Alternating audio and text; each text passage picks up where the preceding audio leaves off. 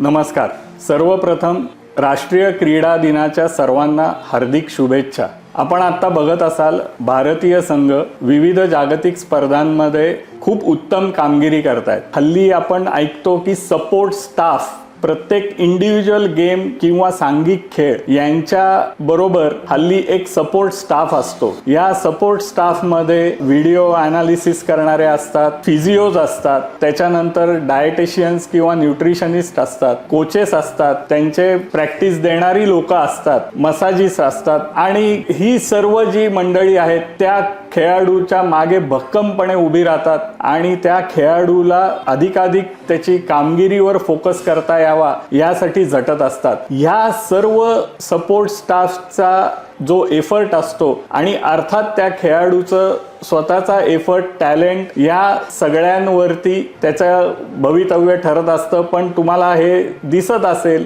आत्ता कुठेतरी इतके वर्षांमध्ये आपण बघतोय की ह्या सपोर्ट स्टाफचं महत्त्व हे अधोरेखित होतंय. नुकत्याच आत्ता पुण्यामध्ये शिवछत्रपती अवॉर्डचा सोहळा झाला. त्याच्यामध्ये माझा मित्र जयंत कडे याचा मुलगा अर्जुन कडे, जयंत स्वतः एक फार नावाजलेला खेळाडू आणि कोच आहे, त्याचा मुलगा अर्जुन याला शिवछत्रपती अवॉर्ड मिळालं. आणि आज मी ज्या sports physio doctor Apurva Kulkarni हिच्याशी बोलणार आहे ती इंटरमिटंटली त्याचा सपोर्ट स्टाफ म्हणून काम करत होती. डॉक्टर अपूर्वा कुलकर्णी, तुझं माझ्या क्रिकेट लिमिटेड या यूट्यूब चॅनलमध्ये अतिशय मनापासून स्वागत आहे. डॉक्टर अपूर्वा हिच्याबद्दल सांगायचं झालं तर तिने बॅचलर्स डिग्री फिजिओथेरपीमध्ये केलेली आहे, masters degree sports and exercise medicine मध्ये university of south Wales UK मध्ये केलेली आहे. ती स्वतः नॅशनल रोलर हॉकी प्लेयर आहे. हल्ली टॉप नॅशनल आणि इंटरनॅशनल प्लेयर्स बरोबर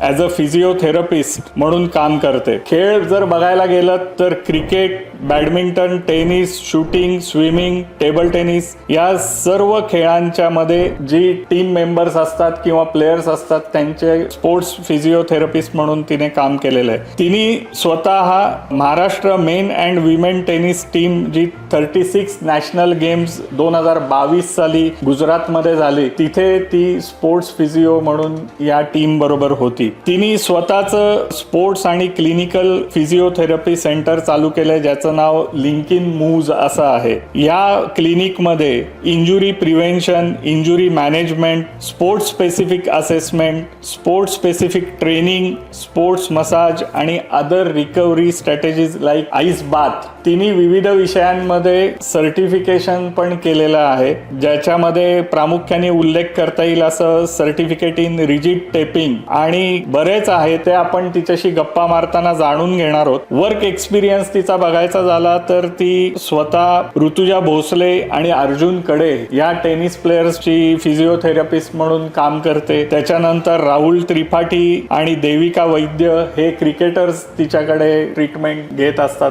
त्याच्यानंतर टेबल टेनिस प्लेयर आपली इंडियाची मनिका बात्रा ही सुद्धा तिच्याकडे ट्रीटमेंटला येत असते. हिना सिद्धू शूटिंग, शिरीन लिमये आणि कर्ण मेहता हे बास्केटबॉल प्लेयर्स आहेत. स्नेहल शिंदे ही कबड्डी प्लेयर आहे. श्रुती मुंदडा आणि नेहा पंडित या बॅडमिंटन प्लेयर सुद्धा तिच्याकडे रेग्युलर ट्रीटमेंट घेतात आणि असे अनेक नॅशनल आणि इंटरनॅशनल प्लेयर्स हे तिच्याकडे रिहॅबिलिटेशन असेल इंजुरीचं किंवा प्रीहॅबिलिटेशन किंवा हे जे मी वरती तुम्हाला कोर्सेस वाचून दाखवले यासाठी ते येत असतात. आपली एक फेमस बॉलिवूड ऍक्ट्रेस आहे तापसी पन्नू, तिने मिताली राजवरती तिचा एक पिक्चर येऊन गेला होता शाबास मिठू म्हणून. त्यावेळेला तापसी पन्नूचं फिजिओथेरपिस्ट म्हणून सुद्धा तिने काम केलेलं आहे. तिने ITF 40K विमेन्स टेनिस जी डेक्कन जिमखान्यावर 2023 मध्ये झाली इथे तिने फिजिओथेरपिस्टचं काम केलेलं आहे आणि ती फिजिओथेरपिस्ट आणि medical officer for Chennai lions ही जे अल्टिमेट टेबल टेनिस लीग पुण्यात झाली 2023 मध्ये याच्यासाठी पण तिने काम केलेलं आहे. तिचा एकंदरीत अनुभव हा दांडगा आहे. She herself is a very good sportsman. त्यामुळे स्पोर्ट्समनला येणारे जे काही प्रॉब्लेम्स असतात, काही पिक्युलियर गोष्टी असतात त्याच्यावरती सोल्युशन्स देण्यात तिचा हातखंडा वाखाणण्यासारखा आहे. थँक्यू, तुम्ही मला तुमच्या क्रिकेट लिमिटेड या यूट्यूब चॅनलवर इन्व्हाइट केलं तुमच्याशी संवाद साधायला. ही खूप छान अपॉर्च्युनिटी आहे आणि तुम्ही एक खूप मस्त प्लॅटफॉर्म क्रिएट केला आहे स्पोर्ट्स आणि त्याच्या सपोर्ट स्टाफ किंवा या सगळ्या गोष्टींबद्दल अवेअरनेस क्रिएट करायला. So thank you very much.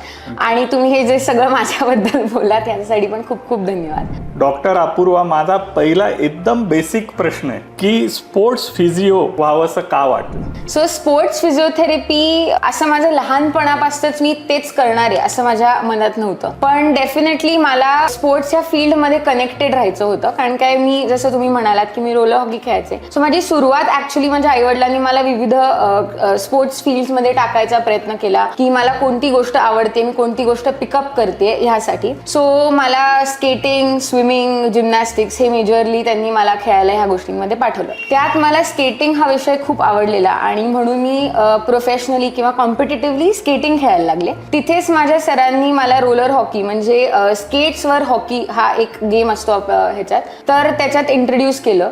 मग हळूहळू मला त्याच्यात आवड निर्माण झाली. मी ते प्रोफेशनली खेळायला लागले आणि मग महाराष्ट्राची रोलर हॉकी टीमची मी कॅप्टन होते. ही सगळी जर्नी स्पोर्टमध्ये होती आणि सायमल्टेनियसली इंटर स्कूल्स खेळणं आणि वेगवेगळे स्पोर्ट्स खेळणं हे naturally as an athlete quality जसं येतं तसं ते ऑटोमॅटिकली माझ्यात आलेलं. सो एवढं तर नक्की होतं की मला स्पोर्टबद्दल पहिल्यापासूनच खूप आवड होती आणि I wanted to do something sport industry. तुला ते परस्यू करायचंच होतं. Very nice. ह्या दरम्यानच्या काळात काही इंजुरीज झाले तेव्हा अवेअरनेस खूप कमी होता किंवा फिजिओथेरपी हे क्षेत्र पण तेवढं डेव्हलप नव्हतं. त्यामुळे सगळ्यात पहिले काही लागलं की आपण ऑर्थोपेडिककडे जसं जातो तसंच मी जायला लागलेले. सो हळूहळू मग तुम्ही व्यायाम करायला लागा, मग ह्या सगळ्या गोष्टी ज्या आहेत त्या आल्या आणि समहाव फिजिओथेरपिस्ट एक प्रोफेशन मला तेव्हा इंट्रोड्यूस झालेलं.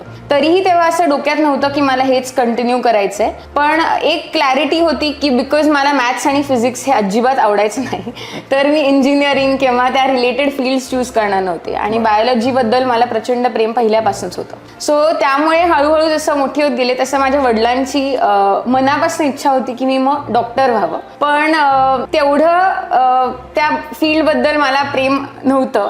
स्पोर्ट हा जास्त जिव्हाळ्याचा विषय होता, म्हणून त्यातच एक मेडिकल फील्ड काय करता येईल ह्याच्या शोधात मी होते. आणि मग फिजिओथेरपीशी मी जास्त इंट्रोड्यूस झाले. त्याच्यात मला स्पोर्ट करता येईल का हे माझं बघणं चाललेलं आणि त्याच्यात स्पोर्ट्स फिजिओथेरपी हे मेजरली स्पेशलायझेशन होतं, ज्याच्यात तुम्ही ॲथलीट्स बरोबर काम करू शकता, on field of field experience सगळं करू शकता. So that is when I decided की नाही, मला स्पोर्ट्स फिजिओथेरपीच करायचं आहे. मग 12वी नंतर मला 4.5 वर्षाचा तो कोर्स आहे. त्याच्या पुढे तुम्हाला स्पोर्ट्समध्ये किंवा वेगवेगळे क्षेत्र, त्याच्यात स्पोर्ट्स, मस्क्युलोस्केलेटल म्हणजे orthopaedic conditions, neuro physiotherapy, cardiovascular physiotherapy असे ब्रांचेस असतात. मग ते तुम्ही चूज करू शकता. सो 12वी नंतर 4.5 वर्ष मी DS कॉलेज ऑफ फिजिओथेरपीमधनं माझं बॅचलर्स केलं. त्यानंतर सुद्धा जसं आजकाल प्रत्येकालाच बॅचलर झाल्यावर मास्टर्स करायची इच्छा असते, तसंच मलाही फिजिओथेरपिस्ट झाल्या मास्टर्स स्पोर्ट्समध्ये करायचं होतं. आता तुम्हाला माहीत असेल तर ऑस्ट्रेलिया ही सगळ्यात डेव्हलप्ड कंट्री आहे इन टर्म्स ऑफ स्पोर्ट्स किंवा स्पोर्ट्स सायन्स. आमचे बरेचसे प्रोफेसर्स, बुक्सचे ऑथर्स वगैरे सगळे असतात ते मेजरली ऑस्ट्रेलियन्स असतात, कारण की ऑस्ट्रेलियामध्ये बरेच डेव्हलप्ड आहे फिजिओथेरपी. तर त्यामुळे एक होतं की बिकॉज तिकडे सगळ्यात जास्त एक्सपोजर आहे आणि एवढा डेव्हलप्ड देश आहे ह्या फील्डमध्ये, तर मला ऑस्ट्रेलियामधनं स्पोर्ट्स फिजिओथेरपी करायचं मी ठरवलेलं. पण जी रिनाउंड युनिव्हर्सिटी होती तिथली, त्यांना 2 इयर्स ऑफ वर्क एक्सपिरियन्सची गरज होती. आणि पहिल्यापासूनच डोक्यात माझ्या हे फिक्स होतं की मला भारतात काम करायचंय, मला दुसरीकडे कुठल्याही देशात काम करायचं नव्हतं. म्हणून ह्या एक्सपिरियन्सच्या नावाखाली मी काम करायला सुरुवात केली. आणि त्या दरम्यान मी एक स्ट्रेंथ अँड कंडिशनिंग कोच आहेत, जे स्वतः क्रिकेटर पण आहेत, तर मी त्यांच्याबरोबर काम करायला लागले ॲज अ कन्सल्टंट फिजिओथेरपिस्ट. त्यांचे कनेक्ट्स भरपूर असल्यामुळे आणि ते ऑलरेडी ॲथलीट्स ट्रेन केल्यामुळे मी त्यांच्याबरोबर इंट्रोड्यूस झाले स्पोर्ट फील्डमध्ये. त्या दरम्यान मग बरेच ॲथलीट्सला, नॅशनल इंटरनॅशनल ॲथलीट्स असतील किंवा काही बेसिक रिक्रिएशनल ॲथलीट्स असतील, ह्यांच्याबरोबर मी काम करायला सुरुवात केली. मग हे काम आवडायला लागलं मला आणि मग परत आपण परदेशात जायचं आणि यायचं ही भावना जी होती ती एक क्वेश्चनेबल हे होतं माझ्या पुढे, की खरंच आपण बाहेर जाऊन परत आल्यावर पुढे काय होईल. तर मग मी असा विचार केला की हे काम करता करताच मला काही अपॉर्च्युनिटी मिळू शकते का, ज्यानी मी तरी माझा मास्टर्स कंप्लीट करीन, पण माझा प्रॅक्टिकल किंवा हँड्स ऑन एक्सपिरियन्स जो आहे तो कंटिन्यूड राहील. तर मग मला हे बघता बघता लक्षात आलं की UK मध्ये 2 वर्षाचा MSc sports and exercise medicine हा कोर्स आहे, पण तो मोर ऑफ डिस्टन्स लर्निंग आहे.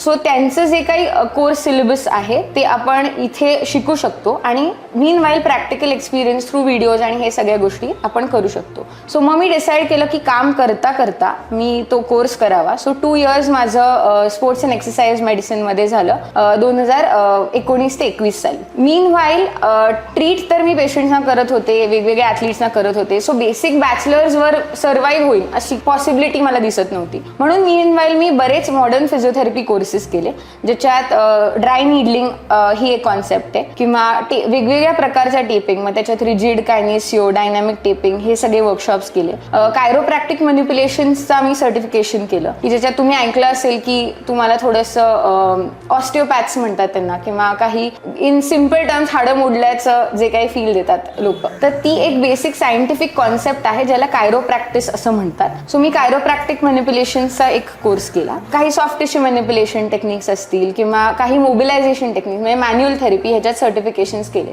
ही जी तुला एक ब्रेक करतो मध्ये की No problem. ही जे तू सांगतेस मला, म्हणजे क्रिकेटच्या भाषेत सांगायचं तर बाउन्सर चाललेत ऍक्च्युअली. पण हे जे टेपिंग वगैरे जे आता आपण खेळाडूंना बऱ्याच ठिकाणी बघतो, रिस्टला लावलेलं असतं किंवा शोल्डर, बरोबर. पायाला, हॅमस्ट्रिंगला, हे काय आहे साधारण? हे म्हणजे तू जे हे सांगतेस हे क्रीडा प्रकारांमध्ये कुठे कुठे आणि कुठल्या स्टेजला साधारण ट्रीट होतात, थोडक्यात सांग. सो मोस्टली हे जे टेक्निक आहे टेपिंग त्यात डिव्हिजन्स आहेत. काही वेळा रिजिड टेप वापरतो, म्हणजे जर एखादा पार्ट जो आहे तो आपल्याला इमोबिलाइज म्हणजे त्या जॉईंटचं कमी काम झालं पाहिजे, ही जर आपल्याला ऍक्टिव्हिटी करायची आहे तर त्यासाठी आपण काही रिजिड टेपिंग टेक्निक्स वापरतो, जे आपल्याला रंगीबेरंगी टेप्स दिसतात. रेड कलरची टेप, ब्लू कलरची टेप, जे असे सगळं ह्याच्यावर खूप छान दिसतं. दे आर कॉल्ड कायनेसिओ टिप्स किंवा केटी म्हणतात त्याला. तर ह्या टिप्समध्ये थोडी इलॅस्टिसिटी असते. सो एखादा मसल जर खूप काम करत असेल तर त्या मसलला आपल्याला इनहिबिट करायला म्हणजे कमी काम करेल तो मसल, अशा पद्धतीने ते टेप करतात. किंवा एखादा एरिया प्रोटेक्ट करायचा असेल, कधी कधी काही एरियाचं स्वेलिंग कमी करायचं असेल, किंवा आपल्याला ती ऍक्टिव्हिटी करताना त्या स्नायूची मदत झाली पाहिजे म्हणून काही फॅसिलिटेट करायला पाहिजे, अशा टेक्निक्समध्ये ते लावलं जातं. पण त्याला डेफिनेटली सायंटिफिक अप्रोच आहे, कारण नुसतं आपल्याला दिसताना ती टेप दिसते किंवा लावल्यावर काही फील पण होत नाही. पण ती टेप ज्या पद्धतीने लावली जाते आणि कारणासाठी लावली जाते हे जास्त सायंटिफिक आहे. म्हणजे ते दिसताना छान दिसतं पण प्रत्येक वेळेस लागतंच ह्याचीही गरज नसते. आपण घरात टेप चिटकवतो तशा भानगडीत कोणी पडू नका. त्याच्यासाठी स्पेशली फिजिओनी ते लावणं इट्स अ डिफरंट थिंग. बरोबर. बाजारात अवेलेबल असेल नाही का? हो. पण उगीच छान दिसतंय म्हणून आज मी टेप लावून गेलो. सो बरेच लोक युट्यूबवर व्हिडिओज बघतात, इंस्टाग्रामवर व्हिडिओज बघतात आणि सेल्फ ट्राय करायला जातात. पण त्यांना त्या मागचं कारण माहित नसतं किंवा किती डिग्री ऑफ मी स्ट्रेच दिला पाहिजे किंवा मी एखादा जॉईंट त्या पर्टिक्युलर पोझिशन मध्ये टाकूनच ती गेली पाहिजे. या सगळ्या मागे ना एक सायन्स आहे आणि हे सायन्स त्या फिजिओथेरपिस्टला माहिती असतं आणि म्हणून तुम्हाला ती गोष्ट त्याकडनं करून घेणं हे इम्पॉर्टंट असतं. फार सुंदर उत्तर दिलंस तू. तुझी प्रॅक्टिस मग तू ही चालू ठेवलीस, कंटिन्यू केलीस आणि पुढे त्याच्याबद्दल तू चालू. सो ह्या दरम्यान हे सगळ्या गोष्टी मी शिकले आणि म्हणून मी स्वतःला कुठे ना कुठेतरी डेव्हलप करू शकले ॲज अ गुड फिजिओथेरपिस्ट. मग हळूहळू वेगवेगळ्या टॉप नॅशनल इंटरनॅशनल ॲथलीट्स बरोबर काम करायला लागले. ऋतुजा भोसले जी इंडियाची नंबर 3 टेनिस प्लेअर आहे आता, तिच्याबरोबर मी ट्रॅव्हल करायला लागलेले. सो त्या ट्रॅव्हलिंगच्या दरम्यान ऑन फील्ड किंवा ऑन साईट काय गोष्टी करायला लागतात किंवा कसं काय हे सगळ्याची मला अनुभव यायला लागला. त्या सगळ्या अनुभवातनं मी शिकत गेले आणि ह्या फील्डबद्दलचं, स्पोर्ट्स फिजिओथेरपी या फील्डबद्दलचं प्रेम जे आहे ते ऍक्च्युली जास्त वाटलं आणि त्याबद्दलची पॅशन जी आहे ती जास्त प्रखरपणे दिसायला लागली. आणि मग हळूहळू असेच कनेक्ट डेव्हलप होत गेले. काही ॲथलीट्सना माउथ पब्लिसिटी ह्या ह्याच्यानी कनेक्ट होत गेले, तिथनंच इम्प्रूव्ह होत गेले, असं सगळं झालं. आणि 2020 साली मग मी ठरवलं की मी स्वतःचं क्लिनिक सेटअप करीन. सो इट्स मेजरली स्पोर्ट्स आणि ऑर्थो बेस्ड सेटअप आहे under the name Linkin Moves. आता लिंकिन मूव्स ह्या नावाची एक कॉन्सेप्ट आहे. बेसिकली आपली ह्युमन बॉडी जी असते ती एक सिंगल स्ट्रक्चर आहे जी इंटरकनेक्टेड आहे. कुठलीही गोष्ट किंवा कुठलाही जॉईंट जो आहे तो कुठल्याही आयसोलेशन मध्ये काम करत नाही. आपण कुठलीही मुवमेंट करतो त्या मुवमेंटमध्ये प्रत्येक जॉईंटचं इंटरकनेक्शन असतं. सो माझी एखादा पार्ट ॲट फॉल्ट किंवा इंजर्ड असेल तर आजूबाजूचे पार्ट पण त्याला मदत करायचा प्रयत्न करतात, तेही इन्व्हॉल्व्ह व्हायला लागतात. मग हळूहळू ती कॉम्पेन्सेटरी चेन जी आहे ती डेव्हलप व्हायला लागते आणि इंजुरी जी आहे ती मोठी होत जाते. सो बेसिकली ह्याची कॉन्सेप्ट अशी आहे की मुवमेंटमध्ये लिंक आहे आणि आम्ही तुमची ही जी मुवमेंट आहे ती बेटर करायला, तुमचा परफॉर्मन्स बेटर करायला प्रयत्न करत असतो. So this is the whole concept behind link in moves. मग ते तुम्ही लिंक इन मूव्स करा नाहीतर लिंक इन मूव्स हे सेपरेटली म्हणलं तरी फार छान, एकदम अप्रोप्रिएट नाव दिलंयस तुझ्या क्लिनिकला. You are doing a great job. मला हे तुला आता पुढे जाणून घ्यायचंय तुझ्याकडनं की ज्या स्पोर्ट्समनला इंजुरी नाहीये, कुठलीही इंजुरी नाहीये, पण त्याला एक सर्टन लेवल खेळायची आहे, तो ॲस्पायरिंग स्पोर्ट्समन आहे आणि तो तुझ्याकडे आला तर त्याची असेसमेंट कशी केली जाते?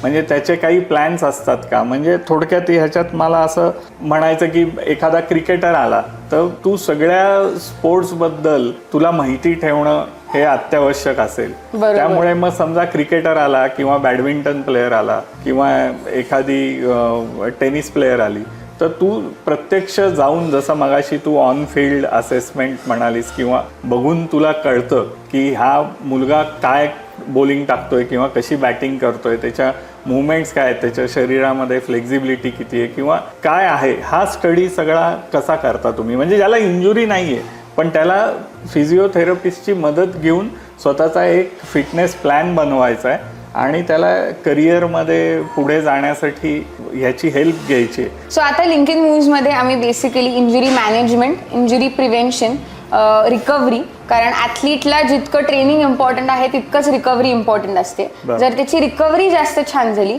तर तो जास्त पद्धतीने परफॉर्म करू शकणार आहे. सो ऑटोमॅटिकली रिकव्हरीवर आम्ही मेजरली फोकस पण करतो. स्पोर्ट्स स्पेसिफिक असेसमेंट, जसं तुम्ही म्हणलात की प्रत्येक खेळाडूचं हे वेगळं असतं, तर त्या पद्धतीने वेगळी असेसमेंट असते का? तर हो, डेफिनेटली असते. आणि डीप टिश्यू मसाज जे एक रिकव्हरी स्ट्रॅटेजी आहे आणि जिम बेस रिहॅबिलिटेशन, अशा सगळ्यावर होलिस्टिकली तिथे अप्रोच होतो. आता इंजुरी असेल तरच आपण फिजिओथेरपिस्टकडे गेलं पाहिजे असं नाहीये. आपण लहानपणापासून शिकत आलो की prevention is better than cure. तो डेफिनेटली जर आपण इंजुरीज प्रिव्हेंट करू शकलो तर आपण जास्त पद्धतीने किंवा जास्त छानपणे परफॉर्म करू शकणार आहे over a longer period of time. So injury prevention हा खूप मेजर ऍस्पेक्ट येतो कुठल्याही ऍथलीटच्या लाईफमध्ये. आता इंजुरीज हे पार्ट अँड पार्सल आहेत ऍथलीटच्या. आपण प्रिव्हेंट कम्प्लिटली करू शकत नाही, पण आपण जे रिस्क फॅक्टर असतात इंजुरी होऊ शकते ह्या कारणासाठी ते डेफिनेटली रिड्यूस करू शकतो. सो इंजुरी आयदर ट्रॉमॅटिक असते, म्हणजे ती ऑन फील्ड काही एक्सटर्नल फॅक्टर्समुळे होऊ शकते, ट्रेनिंगच्या वेळेला होऊ शकते, कधीही होऊ शकते, जी आपल्या हातात नाहीये, और ती आपल्याच बॉडीच्या लिमिटिंग फॅक्टर्समुळे सुद्धा होऊ शकते. जसं एक्झाम्पल सांगते म्हणून, जर माझा हॅमस्ट्रिंग टाईट आहे आणि मला एक मोठी लंच टाकायची आहे तो बॉल किंवा शटल रीच करायला, तर मला स्टान्स घेताना किंवा मला जी स्टेप आहे ती वायडर टाकायला आहे. जर माझी हॅमस्ट्रिंग लेंथच तेवढी नाहीये किंवा इनफ्लेक्सिबल आहे माझा मसल, तर आयदर मी बॉडीचा वेगळा पार्ट यूज करणारे कॉम्पेन्सेट करायला, ते रीच आउट करायला, और मी माझी हॅमस्ट्रिंग इंजुरीची रिस्क जी आहे ती वाढणार आहे, कारण माझा हॅमस्ट्रिंग जो आहे तो ओव्हर स्ट्रेच होईल. बरोबर. हे सगळं आहे. मग ऍथलीट जातो इंजुरी फेजमध्ये, तर ह्या फेजमध्ये स्वतःच्या लिमिटिंग फॅक्टर्समुळे जाऊ नये म्हणून आपण एक डिटेल स्पोर्ट स्पेसिफिक असेसमेंट करतो, जी प्रत्येक ऍथलीटला किंवा प्रत्येक स्पोर्ट वाईज डिफर होऊ शकते. फॉर एक्झाम्पल, जे एखाद्या क्रिकेटर बॅट्समॅनला जी असेसमेंट गरजेची आहे तीच एखाद्या टेनिस प्लेअरला गरजेची आहे असं नाहीये, किंवा एखाद्या स्विमरला गरजेची आहे पण ते कुठलाही टेबल टेनिस प्लेअर किंवा बॅडमिंटन प्लेअरला ती गरजेची नाहीये. स्पोर्ट प्रमाणे काही पॅरामीटर्स काढले जातात ज्याच्याप्रमाणे आपण त्याला असेस करतो. मग एज ग्रुप पण असतं का? कारण एक साधारण मी बघितलं 12 ते 16 हा एक वयोगट घेतला तर तो ग्रोईंग इयर्स असतात. बरोबर. 16 ते 19. आता आपण साधारण सगळे गेम्स जर बघितले तर प्रत्येक गेमचे साधारण एज ग्रुप जे आहेत ते सेम आहेत, म्हणजे ज्या एज ग्रुपमध्ये टुर्नामेंट्स होतात त्या. मग ह्या एज ग्रुप प्रमाणे काही तुमच्याही बदल होत असतात का? हो. सो युजली जे यंगर एज ग्रुप्स आहेत, जसं तुम्ही म्हणालात की 12 ते 16 कॅटेगरी मधली मुलं असतील, ते डेव्हलपमेंटल एज मध्ये असतात. म्हणजे त्यांचं शरीर जे आहे परफेक्टली फ्यूज, म्हणजे सगळे बोन्स फ्यूज झालेले नसतात किंवा त्यांची तेवढी ग्रोथ झालेली नसते.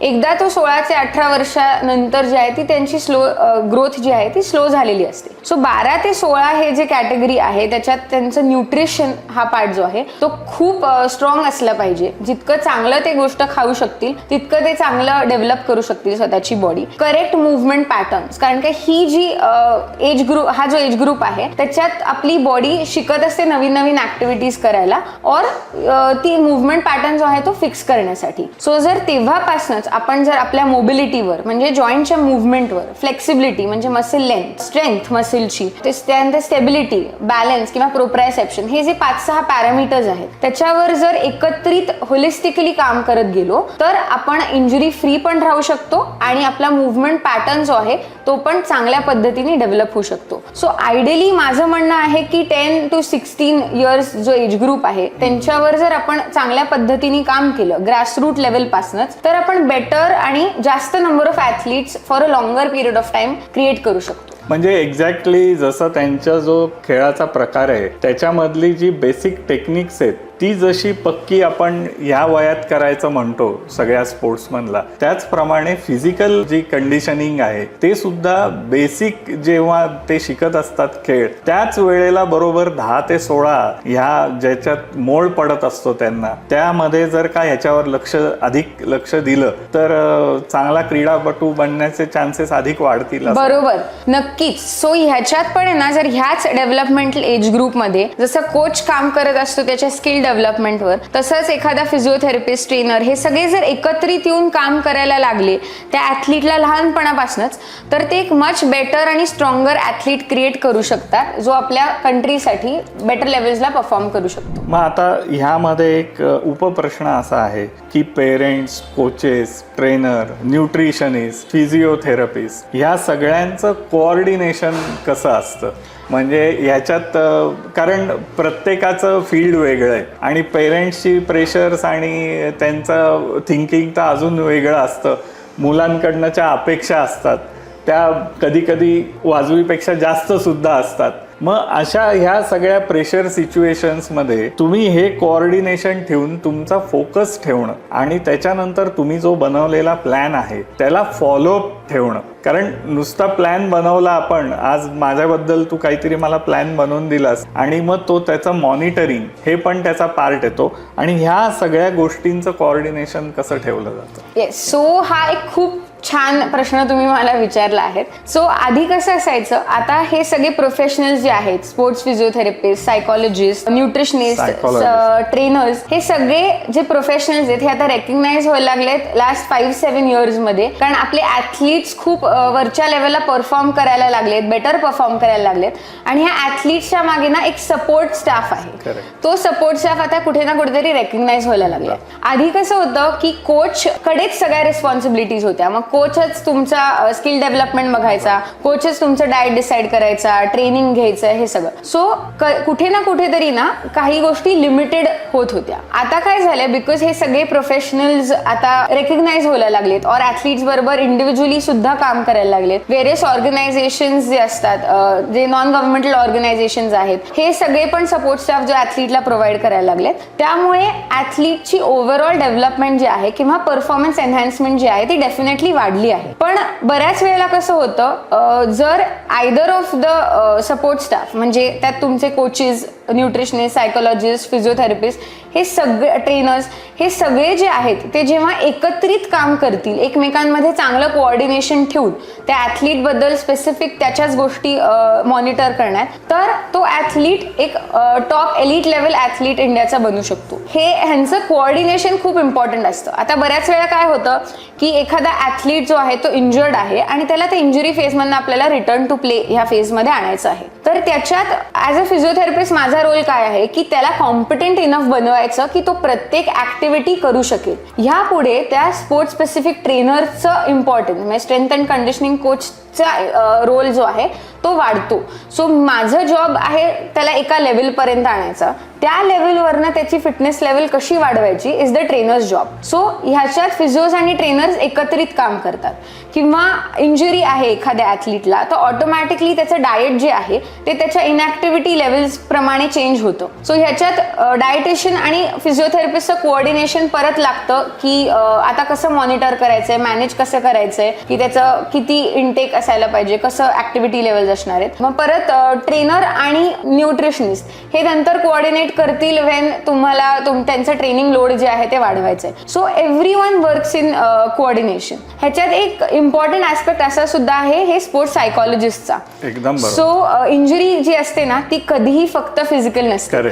इंजुरी ही मेंटल पण असते आणि फिजिकल असते. एखाद्या ऍथलीटला इंजुरी झाली तर त्याला मेंटल सेटबॅक हा खूप जास्त होतो. फॉर एक्झाम्पल तो प्रॉबेबली क्वालिफाईंग राऊंडमध्ये असेल आणि त्याला इंजुरी झाली तर ऑटोमॅटिकली त्याला फर्दर राऊंड जे आहे ते त्याच्या इंजुरीमुळे बाहेर बसावं लागतं. मग ती जी भावना आहे की आज मी ती टीम तिथे जिंकलेली बघून, इंडिया वर्ल्ड कप जिंकलेला बघून जी एक भावना असते की मला त्या टीममध्ये मी प्रॉबेबल होतो पण मला ते नाही करता आलं, is a major setback for him. So इथे स्पोर्ट्स सायकॉलॉजिस्ट रोल प्ले करतो की ह्या फेजमधनं त्याला कसं बाहेर काढायचं. आणि हे सगळे जेव्हा एकत्रित काम करतात तेव्हा आपण एक मोठा ॲथलीट जो आहे तो बघू शकतो. सो ह्यांच्यात कोऑर्डिनेशन खूप इम्पॉर्टंट असतं आणि ह्या सगळ्या सपोर्ट स्टाफचं विथ द कोच हे सगळ्यात महत्त्वाचं असतं. हा जो सगळा सपोर्ट स्टाफ आहे ना हा कोचेससाठी सुद्धा सपोर्ट स्टाफ आहे. कारण काय हे सगळ्या लोकांनी जर कोचवरचं प्रेशर काढलं बाकीच्या गोष्टींबाबत तर कोच स्किल डेव्हलपमेंटवर खूप चांगल्या पद्धतीने काम करू शकतो. आणि हे जेव्हा अख्खी टीम एखाद्या ॲथलीटच्या मागे उभी असते तेव्हा इंटरनॅशनल लेवलला एखादा ॲथलीट खूप उच्च पद्धतीने परफॉर्म करू शकतो. एकदम तू छान डिटेलमध्ये हे सांगितलंस. मला एकच फक्त त्याच्यात तुला थोडंसं डिस्टर्ब करतो परत एकदा की कोचेस बदलतात. कारण तुम्ही वेगळ्या एज ग्रुपमध्ये गेलात किंवा वेगळ्या टीमकडनं खेळायला लागलात, तुम्ही समजा एके ठिकाणी प्रॅक्टिस आधी करत असाल, त्यातनं तुम्हाला जास्त काही मिळत नसेल किंवा एक सर्टन लेवल गाठल्यानंतर नॅचरली हे प्रत्येक स्पोर्ट्समनचं असं होतं की तुमचे लहानपणीचे कोचेस असतात आणि तुम्ही इंटरनॅशनल लेवलला खेळत असतात, ती लेवल अचीव करतात तेव्हाचे कोचेस, याच्यामध्ये मध्ये आधे कोचेस बदलत असतात या ना त्या कारणामुळे. मग हे जेव्हा ह्या सगळे इंटरचेंजेस असतील ह्याच्याशी सुद्धा कोपअप तुम्हाला आपोआप ते करायलाच लागत असेल मला तर वाटतं. हो. सो मी तो कोच कधी कुठल्या फेजमध्ये त्या ॲथलीट बरोबर काम करत असेल हा एक पार्ट आहेच, पण अल्टिमेटली तो त्या ॲथलीटवर त्या ॲथलीटला घडवायलाच प्रयत्न करत असतो. सो तो डेफिनेटली स्किल डेव्हलपमेंटच्या दृष्टिकोनातनं विचार करत असेल. जेव्हा एक कोच आणि फिजिओ ट्रेनर ह्या सगळ्यांमध्ये जेव्हा चांगलं कोऑर्डिनेशन असतं ना, कोऑर्डिनेशन म्हणजे बेसिकली काय असणार आहे की तो कोच जो आहे तो आमच्याशी कम्युनिकेट करतो की हो ह्या पद्धतीने मी ह्याची बॉलिंग ऍक्शन चेंज केली आहे, किंवा मी म्हणतो की कोचेस ना स्किल डेव्हलपमेंट बद्दल जास्त कळतं. So being a physiotherapist also मला कोच कडनं जाणून घ्यायला नक्कीच आवडेल की काय चेंजेस क्रिएट केले गेले आहेत किंवा कशा पद्धतीने तो ट्रेन केला जातो. म्हणजे याच्यात मला थोडक्यात असं वाटतं की एकमेकांकडनं तुम्हाला इनपुट्स मिळणं आणि तुमचं सुद्धा ऑब्झर्वेशन असणं, म्हणजे तुम्ही सुद्धा ऑन फील्ड जाऊन त्याचे प्रॅक्टिस सेशन्स बघणं किंवा त्याची मॅच बघणं, एखादी त्याची ॲक्शन कशी आहे, कोचनी चेंज शिकवल्यानंतर त्याची ॲक्शन कशी झाली आहे, मग ह्याचं तुम्ही रेकॉर्डिंग कसं ठेवता, म्हणजे याचं प्रत्येक प्लेयरचं डॉक्युमेंटेशन म्हण त्याच्यामध्ये कसं हे सांभाळलं जातं. So monitoring of the athlete ही खूप इम्पॉर्टंट गोष्ट आहे. कारण प्रत्येक दिवशी ना ॲथलीट वेगळ्या पद्धतीने डेव्हलप होत असतो. मग कधी कधी त्याचे गुड डेज असतात, कधी कधी बॅड डेज असतात, पण ते सगळ्या गोष्टी आपल्याला माहिती असायला पाहिजेत. कारण का त्या दृष्टीनुसार आपलं सगळं ट्रेनिंग किंवा आपले सगळे ट्रीटमेंट मेथड जे असतात ते बदलतात. एक तर ट्रॅकर्स असतात वेगवेगळ्या पद्धतीचे, त्याच्यात मूड ट्रॅकर असतो, फिटनेस ट्रॅकर्स असतात. हे सगळे ॲथलीटनी एक त्याचा मॉनिटरिंग चार्ट जो आहे तो मेंटेन करणं ॲडवायझेबल असतं. त्याप्रमाणे प्रत्येक सपोर्ट स्टाफला लक्षात येत असतं की काय काय गोष्टी घडतायत ॲथलीटच्या आयुष्यात आणि मग ते आपल्याला कशा चेंज करायच्या. कारण आज मी गोष्ट केलेली उद्या चालेलच असं नाही. So every day can be a new thing. So pre assessment आणि पोस्ट म्हणजे ट्रीटमेंटच्या आधीची असेसमेंट, ट्रीटमेंटच्या नंतरची असेसमेंट हे खूप इम्पॉर्टंट असतं. सो ॲज अ फिजिओथेरपिस्ट मी जे डॉक्युमेंट करते ते इन टर्म्स ऑफ पहिले इंजुरी प्रिव्हेन्शनला आपण जे करतो त्याचं पॉस्चर कसं आहे, काही टाईटनेसेस आहेत का, मोबिलिटी इश्यूज आहेत का काही, आणि एक फंडामेंटल मुवमेंट स्क्रीनिंग म्हणून एक कॉन्सेप्ट आहे ज्याच्यात हे जे माझे फिजिकल लिमिटिंग फॅक्टर्स आहेत ते कुठे ना कुठेतरी आपल्या मुवमेंट पॅटर्न अफेक्ट करतात. सो हे मुवमेंट पॅटर्न कशी अफेक्ट होते, त्या मुवमेंटची क्वालिटी कशी आहे, हे सगळं आम्ही त्या FMS मध्ये डॉक्युमेंट करतो. सो प्रत्येक गोष्टीचे किंवा प्रत्येक एक्सरसाइजचे, प्रत्येक असेसमेंटचे काही नॉर्मेटिव्ह व्हॅल्यूज आहेत. सो त्या नॉर्मेटिव्ह व्हॅल्यूज व्हॅल्यूज प्रमाणे तो ॲथलीट त्या दिवशी कुठे आहे आणि मग त्याला एका प्लॅनवर आपण जर दिलं की हां आता मला आज तुझी बेसलाईन व्हॅल्यू ही आली आहे, त्या बेसलाईन व्हॅल्यूवरनं मला जर वरती न्यायचं असेल तर तुला हे नंबर ऑफ एक्सरसाइजेस ह्या पद्धतीने केले गेले पाहिजेत, त्याच्यातनं आपल्याला इम्प्रूव्हमेंट दिसणार आहे. सो जे मी बेसलाईन असेसमेंट केलेली तीच असेसमेंट मी 3 महिन्यानंतर, 6 महिन्यानंतर, 9 महिन्यानंतर रिपीट करत राहणार, की ज्याच्यात माझं एक डॉक्युमेंट क्रिएट होत जातं की मी आधी असं तो ॲथलीट होता आणि आता तसा डेव्हलप होत गेला. सो हे प्रत्येक सपोर्ट स्टाफचं काही ना काहीतरी टूल्स असतात की ज्याच्याने तो त्या ॲथलीटला मॉनिटर करू शकतो आणि त्या पद्धतीने ते केलं जातं. आणि हा एक ॲथलीटसाठी पण चांगला फीडबॅक असतो, कारण की त्याला पण एक मोटिवेशन फॅक्टर असतो की मी आत्ता प्री इंजुरी असेल किंवा आत्ता ह्या लेवलला आहे आणि आता मी त्या लेवलला रीच करतोय. सो ह्या पद्धतीने मॉनिटरिंग केलं जातं. अपूर्वा, तू खूप छान आणि डिटेल याबद्दल माहिती दिलीस, पण मला एक आता असं सांग की तू अनेक नॅशनल इंटरनॅशनल प्लेयर्सना ट्रीट केलेस, बऱ्याचशा टीम्स बरोबर अकंपनी केलेस. ऑन फील्ड होणाऱ्या इंजुरीज ज्या आहेत, म्हणजे कसं की माझी एखादी टुर्नामेंट चालू आहे, टेनिस असेल, टेबल टेनिस असेल, तू ज्यांना अकंपनी करतेस आणि तिथे अचानक त्या प्लेयरला काहीतरी दुखापत झाली की जे आपण बघतो ग्राउंडवरती किंवा त्या कोर्टवरती तो फिजिओथेरपिस्ट जातो, असेस करतो ते काय झालंय काय नाही, आणि त्याच्यानंतर तो काहीतरी तिथे ट्रीटमेंट करतो आणि तो खेळाडू आयदर तिथे कोर्टवर परत उभा राहतो आणि ग्राउंडवर परत करायला लागतो. म्हणजे आता क्रिकेटचं म्हणाल तर बाउन्सर लागला की बोटाला इंजुरी झाली किंवा बॉल टाकताना पडला, हॅमस्ट्रिंग पुल झाला. ॲथलीट्सचं असतं बऱ्याच वेळेला आपण बघतो, टेनिस प्लेयर्स आहेत, सगळे यू नेम ऑल. तर ती जी ॲक्च्युअली ऑन द स्पॉट, मला थोडक्यात तुला हे विचारायचं आहे की जी ऑन द स्पॉट तिथे इंजुरी होते त्याची तुम्ही असेसमेंट कशी करता, त्याची गंभीरता तुमच्या लक्षात कशी येते आणि त्या प्लेयरला तिथे काय आधार देऊन तुम्ही ते खेळायला तो खेळू शकेल की नाही हे तुम्ही कसं ठरवता, आणि तो खेळला कंटिन्यू झाला आणि नंतर त्याला पोस्ट परत गेम काय त्याची ट्रीटमेंट करायची, मग ही गंभीर असेल दुखापत तर डॉक्टरकडे कुठल्या कन्सल्ट करायचं, त्याच्यावर ट्रीटमेंट काय करायची, आणि डॉक्टरकडनं आल्यावर परत त्याच्यावर ट्रीटमेंट काय, असं हे थोडंसं मला. सो ऑन फील्ड असेसमेंट किंवा ऑन फील्ड ट्रीटमेंट जी आहे हा कम्प्लिटली एक वेगळा ॲस्पेक्ट आहे जेव्हा ॲथलीट क्लिनिकमध्ये येतो आणि मग आम्हाला असेस करायला लागतं. सो ऑन फील्ड इंजुरीज एकदम अचानक ट्रॉमॅटिक झालेल्या असतात, तर त्याचा एक फर्स्ट एड मॅनेजमेंट एक कॉन्सेप्ट असते की तुम्ही पहिली एड काय देणार, पहिलं सगळ्यात काय करणार. सो एक म्हणजे सगळ्यात इम्पॉर्टंट हे असतं की फिजिओथेरपिस्ट जो ऑन फील्ड तुमच्या बरोबर टीम बरोबर ट्रॅव्हल करतोय, एक तर त्याचा अटेंटिव्हनेस ऑन द फील्ड हा खूप इम्पॉर्टंट असतो की एखादा ॲथलीट खेळतोय तर तुमचं जर लक्ष तिकडे नसेल तर may be fraction of a सेकंडमध्ये ती इंजुरी कशी झाली हे स्किप होतं. सो सगळ्यात इम्पॉर्टंट असं आहे की त्या फिजिओथेरपिस्टचं सतत लक्ष असतं प्रत्येक ॲथलीट कसा मूव्ह करतोय किंवा आता प्रत्येक बॉल कसा पडतोय ह्या सगळ्या गोष्टींवर, कारण मेकॅनिझम ऑफ इंजुरी कशी घडली आहे हे जाणून घेणं खूप इम्पॉर्टंट असतं. त्यावर कळतं आपल्याला की हा ही स्ट्रेच पोझिशनमध्ये झालेली इंजुरी आहे, मग तो स्ट्रेच्ड हॅमस्ट्रिंग असेल तर त्याला टेअर चान्सेस जास्ती असतात, किंवा तो जर कॉन्ट्रॅक्टेड पोझिशनमध्ये असेल तर त्याला क्रॅम्पिंग अप झालंय का, हे डिफरन्शिएटिंग फॅक्टर असू शकतो. सो एखादा मसल पुल झालाय किंवा मसल स्ट्रेन झालाय ओव्हर स्ट्रेच झाल्यामुळे, हे आपल्याला मेकॅनिझमवरनंच कळलेलं असतं. सो ऑटोमॅटिकली जेव्हा मी ऑन फील्ड पळणार आहे त्या गोष्टीसाठी तेव्हा माझ्या डोक्यात ऑलरेडी चालू झालेलं असतं की हो ही मेकॅनिझम अशी झालेली, मग माझी असेसमेंट त्या पद्धतीने झाली पाहिजे. तर त्या पद्धतीने मग ती असेसमेंट होते, एक क्विक असेसमेंट, कारण की आपल्याला ऑन फील्ड जास्त वेळ मिळत नाही. युजली टेनिसमध्ये 3 मिनिटं मिळतात. ऑन फील्ड जे काय असेस करा, ट्रीट करा ते तुम्ही ठरवा, ह्यासाठी तुम्हाला 3 मिनिटं दिली जातात. तर ते 3 मिनिटात तुमचं इतके वर्षाचं जे नॉलेज आहे ते स्किलफुली यूज करून विचार करून आपल्याला ती गोष्ट तिथे करावी लागते. मग ही मेकॅनिझम माहिती असल्यामुळे मग क्विक असेसमेंट केली जाते की काय झालंय एक्झॅक्टली, कुठे पेन आहे, विकनेस सेट इन झाला आहे का. सो ह्या सगळ्यावरनं आपल्याला ती थोडी सिव्हिअरिटी जी आहे ती कळायला लागते. बऱ्याच केसेसमध्ये एखादी टेअर इंजुरी असेल तर तिथे काळं निळं लगेच होतं, किंवा बॉडी सगळ्यात पहिले कुठली इंजुरी झाली की त्याला प्रोटेक्ट करायचा प्रयत्न करत असते, सो ऑटोमॅटिकली स्वेलिंग क्रिएट करते. सो अमाऊंट ऑफ स्वेलिंग किती ह्याच्यावरनं पण आपल्याला बऱ्यापैकी सिव्हिअरिटी कळू शकते. त्याला वजन देता येतंय का त्या एरियावर, ह्याच्यावरनं आपल्याला सिव्हिअरिटी कळू शकते. आणि मग तो त्या फिजिओचा ऑन फील्ड डिसिजन असतो की आपण ह्याला बाहेर काढून बेटर असेस करायचं की मायनर असेल तर पटकन मी स्ट्रॅप करीन आणि मग त्याला खेळायला लावेन.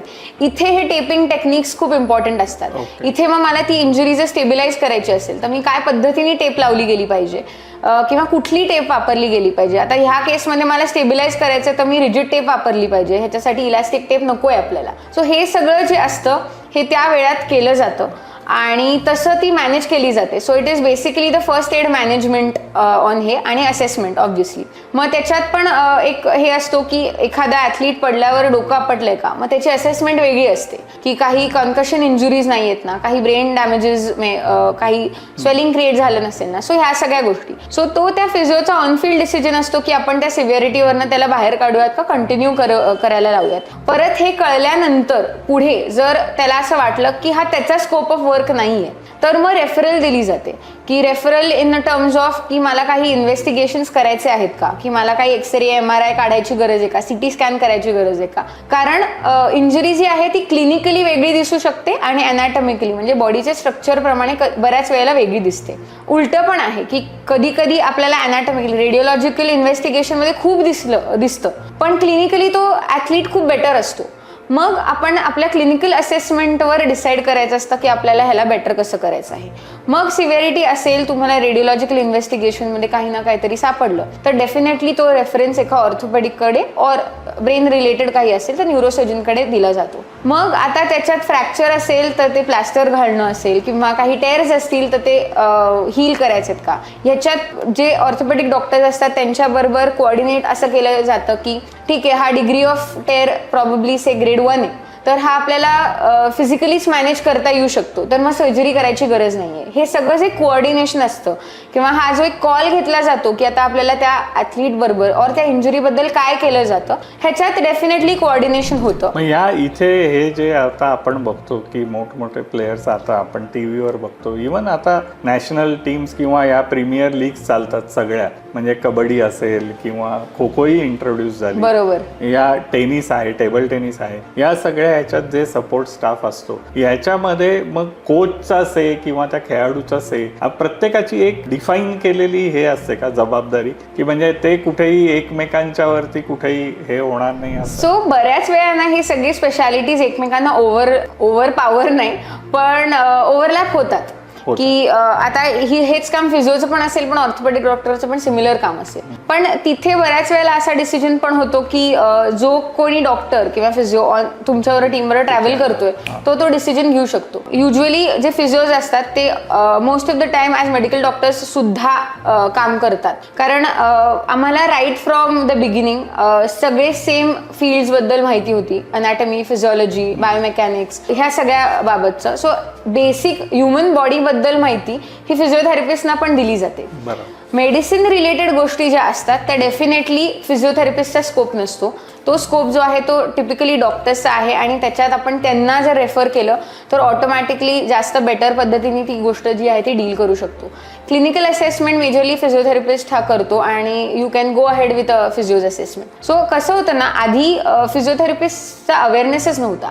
आता हळूहळू फिजिओथेरपिस्ट हे फर्स्ट लाईन ऑफ ट्रीटमेंट झालेली आहेत. So for example first line of treatment मी केव्हा म्हणते की आता माझी पाठ दुखतीये तर एक काळ होता जेव्हा आपण डॉक्टरांकडे जायचो, डॉक्टर एक गोळ्या द्यायचे, 10 दिवस तुम्ही हे करा आणि असं सगळं तो एक फॉलोअप प्रोग्राम त्यांचा असायचा. आता पाठ दुखल्यावर फिजिओथेरपिस्टकडे तो माणूस किंवा ॲथलीट पहिला जातो की हा मला व्यायामाने ही गोष्ट बरी करायची आहे तर मी काय करू. सो फिजिओथेरपिस्टची असेसमेंट पण तितकीच स्ट्रॉंगर असते और प्रॉबेबली इन डिटेल पण असते कारण फिजिओथेरपिस्ट हा मूव्हमेंट असेसमेंटवर काम करतो. आमचा बेसिक रोल हा आहे की तुम्ही प्री इंजुरी कसे होतात त्या लेवलला तुम्हाला आणायचं असेल तर आम्ही काय काय गोष्टी करणारे हे आमचा रोल असतो. सो म्हणून आपल्याला ती क्लिनिकल असेसमेंट जास्त स्ट्रॉंग असते आणि त्या पद्धतीने केलं जातं. आणि ह्याच्यात जर कुठे जाणवलं की हा माझा स्कोप ऑफ वर्क नाही आहे, ह्याच्यात मला काही मेडिसिन्सची गरज आहे और मला वेगळ्या पद्धतीने त्याला इमोबिलाइज करायला लागणार आहे, जसं मी म्हणाले की प्लास्टर घालायला लागणार आहे हे सगळं,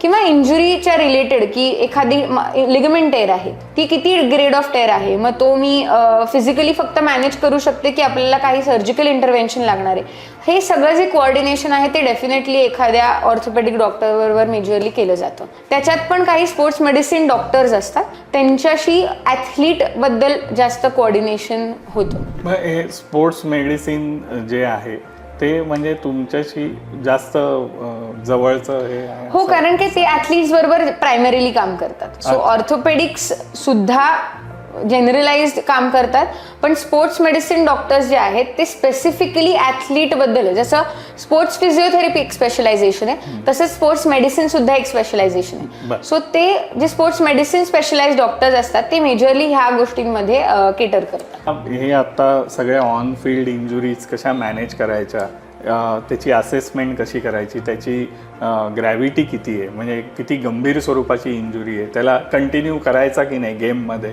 का गेममधनं बाहेर काढायचा, हे सगळे क्रिटिकल हे आहेत. तू आता इतक्या नॅशनल इंटरनॅशनल प्लेयर्स बरोबर काम केलं, तुला काही अनुभव आलेत का या प्लेयर्सच्या बाबतीत? त्यांचं कसं फिटनेस रिजिम असतं, ते हाऊ मेंटली ते कसं ओव्हरकम करतात आणि ते डिलिव्हर चांगलं करायसाठी? डेफिनेटली आले आणि ते खूप मेमोरेबल सुद्धा आहेत. सो मेजरली हे मला जेव्हा मी नॅशनल गेम्स केलं त्याच्यात जास्त प्रखरपणे मला ते अनुभव जे आहेत ते मेमोरेबल जास्त आहेत, कारण नॅशनल गेम्सला मी अख्खी मेन्स अँड वुमेन्स टीम दोन्ही बघत होते. सो देर वर 10 प्लेयर्स ज्यांच्याशी मी एव्हरी डे मला त्यांना काही ना काहीतरी करायला लागायचं so that they could perform the next day.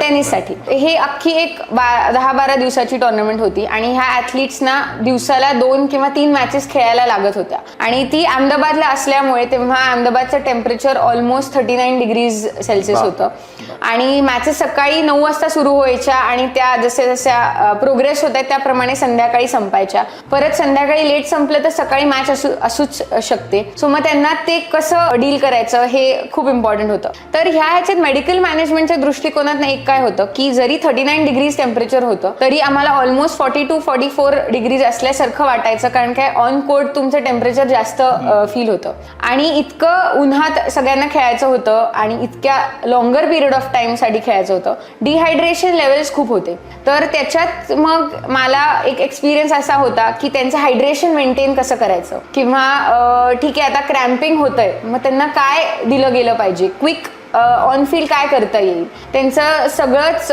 Recovery levels कसे मेंटेन करता येईल. सो आम्ही एक खूप हार्ड गेम झाला तर आम्ही आईस बाथसाठी आईस मागवायचो आणि हॉटेलच्या टब्समध्ये टाकून त्यांना बसवायचं. सो काही ना काहीतरी रिकव्हरी स्ट्रॅटेजी यूज करायची होती सो दॅट ते परफॉर्म करत राहू शकायचे. सो मेजरली ऋतुजा आणि अर्जुन हे खूप गेम्स खेळायचे, एका दिवसात 2-3 गेम्स खेळायचे आणि टेनिसचे 2-3 गेम्स एका दिवसात इज व्हेरी टायरिंग.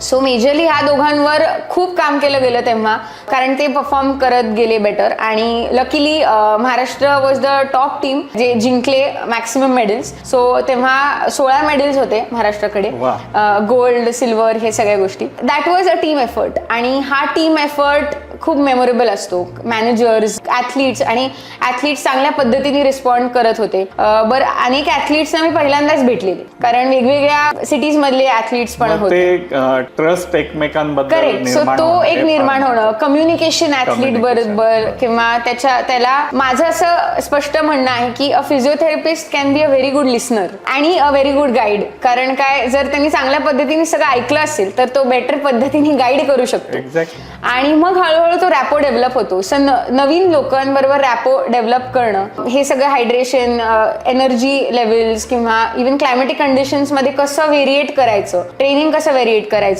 किंवा इंजुरी प्रिव्हेन्शन साठी काय काय केलं गेलं पाहिजे, प्री मॅच पोस्ट मॅच काय काय केलं पाहिजे. सो हा एक एंटायर लर्निंग एक्सपिरियन्स होता जो मला नॅशनल गेम्स मध्ये पहिल्यांदा आणि खूप मेमोरेबल आहे तो माझ्यासाठी. आणि तसंच सिमिलर मला UTT ला जेव्हा मी चेन्नई लायन्सची फिजिओ होते तेव्हा आला माझ्यासाठी कोण प्लेयर. सो शरद कमल जो आपल्याला सगळ्यांनाच माहितीये की इंडियाचा टॉप मोस्ट प्लेअर आहे टेबल टेनिसमध्ये, तो आमच्या टीमचा कॅप्टन होता. तिथे इंटरनॅशनल प्लेयर सुद्धा होते आणि कोचेस सुद्धा इंटरनॅशनल होते. सो माझ्यासाठी इथे लर्निंग एक्सपिरियन्स खूप वेगळा होता इन कम्पॅरिझन टू हे, कारण काय अनकंट्रोल्ड एन्व्हायरमेंट होतं माझ्यासाठी. एक तर मी टेबल टेनिसमध्ये खूप कधीच काम केलं नव्हतं आणि मला टेबल टेनिस हा गेम पण फारसा माहिती नव्हता. सो ती टेबल टेनिस काय आहे, कसा खेळला जातो, इथपासनं ही माझी जर्नी होती. सो जसं जसं त्या टीम बरोबर पहिल्या दिवशी इंट्रोडक्शन हे खूप फॉर्मल आणि ओके एक ऑकवर्ड काइंड ऑफ सिच्युएशन होतं. पण जसं जसं मी कम्युनिकेट करायला लागले त्या फॉरेन कोचेसशी, इंडियन कोचेसशी, तर मला तेव्हा पण जाणवलं की फॉरेन आणि इंडियन कोचेसचा अप्रोच जो आहे ट्रेनिंगमध्ये, एखाद्या ॲथलीटच्या स्किल डेव्हलपमेंटमध्ये किंवा हा कम्प्लिटली वेगळा असतो, किंवा त्यांचा पॉइंट ऑफ व्ह्यू काय आहे गेम बद्दल किंवा कुठल्या तरी ॲथलीट बद्दल हा पण वेगवेगळा आहे. तर ते एक जाणायला मिळालं. आणि शरद कमल सारखी एक मोठी व्यक्ती टीम मध्ये होती, त्यामुळे एक्सपिरियन्सचा खूप मोठा भांडार होतं. तो जेव्हा मी त्याला ट्रीट करायचे तेव्हा मी खूप गोष्टी शिकले. टेबल टेनिस बद्दल शिकले, कसं खेळलं जातं, काय इम्पॉर्टंट ऍस्पेक्ट्स असतात टेबल टेनिस मधले, किंवा तो एक मेंटल गेम जो असतो की मी तिथे आता फायनल्सला आहे आणि मग मी तिकडनं मी कसा त्या ॲथलीटला बीट करणार आहे, ही जी एक मेंटल लेवल असते त्यासाठी प्रिपरेशन जे आहे. मग इंडिव्हिज्युअल गेम असल्यामुळे प्रत्येक इंडिव्हिज्युअल ॲथलीटचं वेगवेगळं रुटीन्स असायचे, मग हे सगळं मॅनेज करणं. सो ओव्हरऑल खूप मजा आली. माझ्यासाठी अगेन टेबल टेनिस हे खूप लर्निंग एक्सपिरियन्स होतं. From it being just a game to it being one of the tougher games also, हे मला एक कळलं. सगळे खेळ फारच अप्रतिम आहेत, ज्या प्रकारे खेळले जातात तेही आहे. आणि मला असं वाटतं प्रत्येक हे जे तू आता शरद कमाल किंवा अर्जुन, हे ज्या ऋतुजा भोसले नाव घेतलं, बऱ्याच तू बॅडमिंटन प्लेअर, बास्केटबॉल प्लेअर यांच्याबरोबर शूटिंग मधले आहे, तिच्याबरोबर काम केलं. ह्या सगळ्या मला वाटतं प्लेयर्सना सुद्धा त्यांची बॉडीची रिक्वायरमेंट काय आहे, त्यांना त्यांची बॉडी ही पूर्ण माहिती असणार, म्हणजे नस ओळखत असतील ते स्वतःच्या. सो हा डिफरन्स एलिट लेवल ऍथलीट्स मध्ये लगेच लक्षात येतो, कारण त्यांना त्यांची बॉडी खूपच माहिती असते की काय पद्धतीने रिॲक्ट होते, कशी रिॲक्ट होते, कुठल्या सिच्युएशनला काय रिॲक्ट होते, हे सगळं त्यांना माहिती असतं. आणि ते प्रत्येक छोटी छोटी गोष्ट जी आहे त्याच्यावर लक्ष देऊन काम करतात, म्हणून ते त्या लेवलला पोहोचू शकतात. सिमिलरली तसंच मला शूटिंग मध्ये हा एक्सपिरियन्स असा आहे की शूटिंग हा मोर ऑफ स्टॅटिक गेम आहे आणि बाकीचे स्पोर्ट जे ते मोर ऑफ डायनामिक गेम्स आहेत. सो त्याच्यात पण फिजिओथेरपिस्टचा अप्रोच हा खूप वेगळा आहे. डायनामिक ह्याच्यात तुम्ही मुव्हमेंटवर जास्त फोकस करत असता. बाकीच्या गेम्समध्ये जसं टेनिस, क्रिकेट, बॅडमिंटन हे सगळे डायनामिक स्पोर्ट्स आहेत, पॉवर स्पोर्ट्स आहेत. सो ह्याच्यात अप्रोच जो आहे तो खूप वेगळा आहे. पण शूटिंग हा असा गेम आहे, जेव्हा मी हिनाबरोबर काम करायला लागले तेव्हा पण सिमिलर गोष्ट, मला शूटिंग बद्दल फारसं काही माहिती नव्हतं, तर तेव्हा तिच्याकडनंच मी शिकले की त्याचे काय असतात, त्याचं पॉस्चर खरंच कसं मेंटेन केलं जातं. मग मला लक्षात आलं की शूटिंग हा सुद्धा एक टायरिंग गेम आहे इन टर्म्स ऑफ मला स्टेबल ठेवायची माझी बॉडी, कॉन्सन्ट्रेशन. सो कॉन्सन्ट्रेशन असेल, फोकस असेल, किंवा बॉडीचा बॅलन्स ओव्हरऑल असेल, कोर कंट्रोल असेल, हा किती इम्पॉर्टंट आहे. म्हणजे नॉट जस्ट डायनॅमिक, पण तुमचं स्टॅटिकली पण तुम्ही किती प्रोग्रेस असला पाहिजेत किंवा किती स्ट्रॉंग असलं पाहिजे, हे मला शूटिंग मध्ये डेफिनेटली कळलं. सो एक मी सांगू शकते की प्रत्येक गेम हा कम्प्लिटली वेगळा आहे, प्रत्येक ॲथलीट हा कम्प्लिटली वेगळा, प्रत्येकाची बॉडी वेगळी आहे. सो अनलेस अँड अंटिल तुम्ही त्या इंडिव्हिज्युअलला अंडरस्टँड नाही करत, तुम्ही बेटर अप्रोच नाही करू शकणार. So this is what I learned when I was treating everyone. आणि दुसरी गोष्ट म्हणजे रिक्रिएशनल किंवा एलिट ह्याच्यातला पण डिफरन्स खूप असतो की रिक्रिएशन हा बाकीच्या सगळ्या गोष्टी सांभाळून खेळत असतो आणि एलिट हा फक्त खेळत असतो आणि बाकीच्या गोष्टी सगळ्या क्षुल्लक असतात त्यांच्यासाठी. So being an elite athlete is a completely different life. त्याच्यात सॅक्रिफायसेस असतात, फॅमिली सॅक्रिफायसेस असतील, पर्सनल सॅक्रिफायसेस असतील, सोशल सॅक्रिफायसेस असतील, हे सगळं खूप असतं.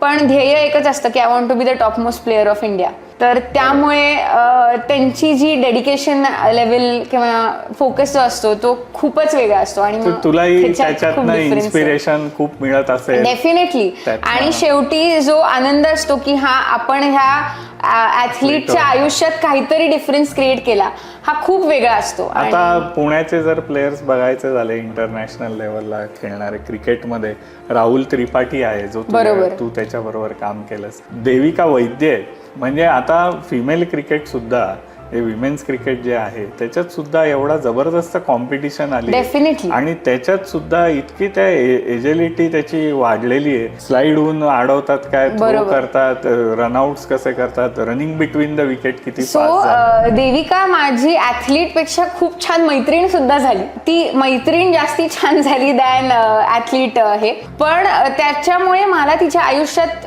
छोट्या छोट्या गोष्टी म्हणजे तिचे खाण्यातले बदल, आम्ही बाहेर खायला गेलो तर ती हे ऑप्ट नाही करणार. हे सगळे जे छोटे छोटे चेंजेस आहेत, किंवा नाही मला 6 वाजता उठायला लागेल, ट्रेनिंगला जायचं आहे, किंवा ठीक आहे आपला हा प्लॅन आहे पण हा नको करायला, मी 9 ते 11 माझं प्रॅक्टिसलाच जाणार आहे, किंवा तीच गोष्ट 1000 वेळा 2000 वेळा तीच गोष्ट त्याच दिवशी रिपीट करणं आणि ह्या सगळ्या गोष्टी. सो तिच्या बाबतीत मी हे सगळं खूप क्लोजली सुद्धा बघितलं आहे. मग त्याच्यात पर्सनल लॉसेस, प्रोफेशनल लॉसेस आणि ह्या सगळ्या गोष्टी. त्यामुळे जसं मी म्हणलं की फिजिओथेरपिस्ट हा खूप छान गाईड, लिसनर आणि फ्रेंड होऊ शकतो. तसं ह्या बाबतीत माझं ह्या ॲथलीट्स बरोबर डेफिनेटली झालं आहे आणि त्याची मदत मला खूप झाली माझ्या करिअरमध्ये आणि सेल्फ डेव्हलपमेंटमध्ये सुद्धा. Very nice. अपूर्वा, तू मला आता आपण एंडिंगला चाललेलो आहे. आपल्या सर्व प्रेक्षकांना, इस्पेशली जे ॲस्पायरिंग स्पोर्ट्समॅन आहेत, स्पोर्ट्स वुमेन आहेत, त्यांचे पेरेंट्स असतील, त्यांच्यासाठी तू काय मेसेज देशील? येस. सो आत्ताचं जर जग बघितलं तर खूप कॉम्पिटेटिव्ह झालेलं आहे आणि ह्याच्यात पेरेंट्स हा ॲथलीटच्या लाईफमध्ये खूप इम्पॉर्टंट रोल सुद्धा प्ले करतात. बऱ्याच वेळा पेरेंट्सचं कसं असतं की त्यांनी जे त्यांच्या आयुष्यात त्या गोष्टी ते अचीव नाही करू शकले, ते ऑब्व्हियसली ते त्यांच्या मुलांमध्ये बघतात आणि त्यांनी अचीव करायला पाहिजेत ही एक भावना असते. यात चुकीचं काहीच नाही आहे, पण कधीतरी ती थोडीशी लाईन क्रॉस होते आणि मग ते कंपल्शन क्रिएट होतं. सो फॉर पेरेंट्स तरी माझं असं म्हणणं आहे, ॲटलिस्ट जेव्हा ते लहान आहेत, डेव्हलपमेंटल ह्याच्यात आहेत, तेव्हा तुम्ही त्यांना एक्सपोज करा वेगवेगळ्या स्पोर्टमध्ये, वेगवेगळ्या गोष्टींमध्ये. ऑफकोर्स डिसिप्लिन एखाद्या स्पोर्ट्समॅनला जो पाहिजे तो लहानपणापासून आला तर ते जास्तच बेटर आहे. एक्सपोज करा की त्यांनी हेच खेळायला पाहिजे बिकॉज त्यांची इच्छा आहे, तसं करू नये.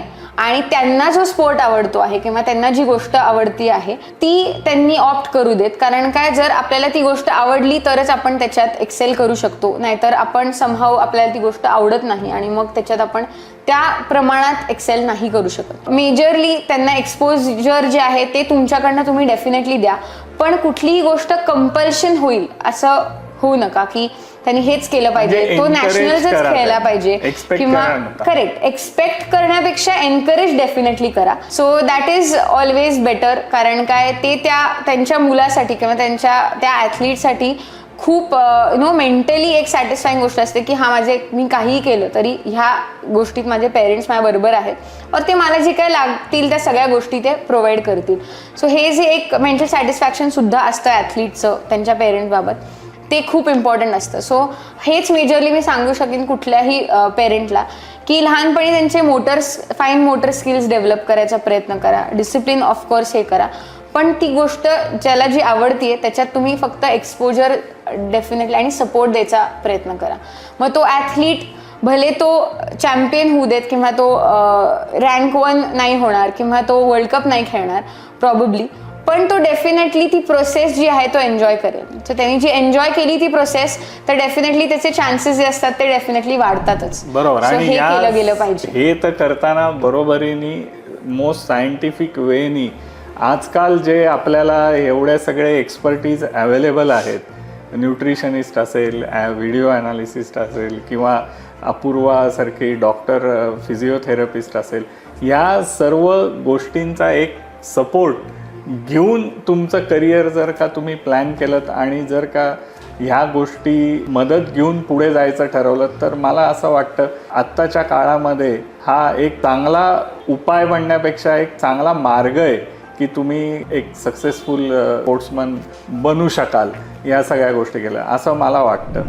डॉक्टर अपूर्वा, आज तू माझ्या क्रिकेट लिमिटेड या यूट्यूब चॅनलसाठी येऊन छान गप्पा मारल्यास आणि आपल्या प्रेक्षकांना, पेरेंट्सना आणि विशेषतः खेळाडूंना अतिशय उत्तम मार्गदर्शन केलंस, त्यासाठी माझ्या क्रिकेट लिमिटेड या यूट्यूब चॅनलवर तुला एक सदिच्छा भेट. Thank you so much and all the best. Yes, मला तुमच्याशी संवाद साधून खूप मजा आली. तुम्ही एक छान प्लॅटफॉर्म क्रिएट केला आहे क्रिकेट लिमिटेड नावाचा, जे प्रमोट करतं आहे एव्हरीथिंग अबाउट द ॲथलीट किंवा जे ॲथलीटला लागणार आहे किंवा विविध ओल्ड ॲथलीट्स जे असतील त्यांचे एक्सपिरियन्सेस शेअर करतायत. सो हे खूप छान इनिशिएटिव्ह आहे आणि तुम्ही मला एक भाग म्हणून निवडलं ह्यातलं, त्यासाठी खूप खूप धन्यवाद. तुम्हाला हे असंच सगळं व्हिडिओज ऐकायचे असतील किंवा असेच वेगवेगळ्या लोकांशी केलेले संवाद ऐकायचे असतील तर क्रिकेट लिमिटेड हे नावाचं चॅनल यूट्यूबवर जरूर फॉलो करा, जरूर सबस्क्राईब करा. माझी तुम्हाला सर्व प्रेक्षकांना ही विनंती आहे की माझा क्रिकेट लिमिटेड हा चॅनल तुम्ही प्लीज सबस्क्राईब करा आणि आजचा आपला व्हिडिओ लाईक आणि शेअर करा. धन्यवाद.